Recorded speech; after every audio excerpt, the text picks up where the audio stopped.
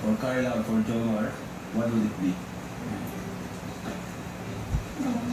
With one message pala to, message me with one message for the future. What would it be? Future, no? Parang nangako ka nito, parang gano'n.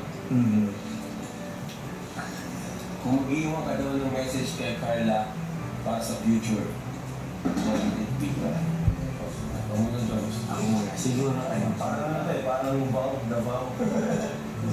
Ayaw, Jones. Paano mo naman?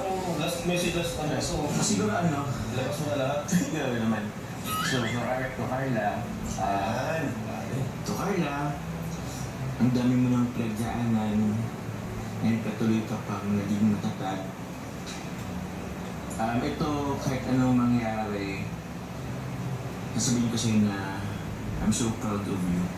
And alam ko, kayang-kaya mo yan. Kasi, kumbaga naging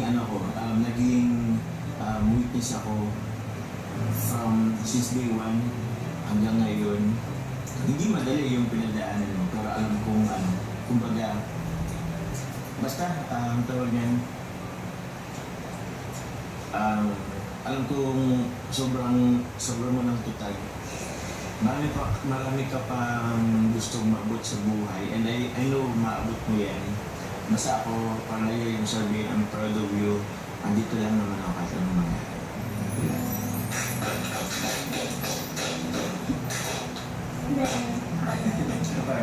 Then, ako naman, sobrang malayo na ng nararating natin.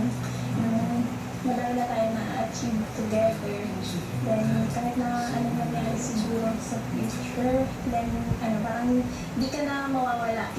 Sa akin, parang naging part ka na talaga ng buhay ko. And then, yun lang, Papalag kayo.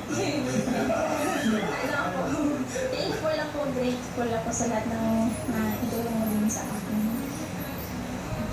Kaya nagsabi ko, I'm your number one fan. Then kahit na anong kakakinig sa buhay, then parati lang din ako na anito nakasupport. And thank you sa love, the support na talagang bibigay. Yun lang, manatili tayong matatag. Then padayon lang sa lahat ng struggles na dumaan sa atin.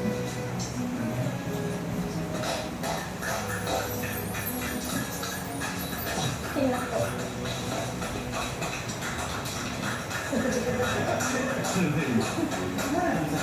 Ay siguro bro, okay lang bro may dagdag kasi parang kasi ako kanina. Siguro yun na lang din, kumbaga, ang dami na nangyari kay Carla.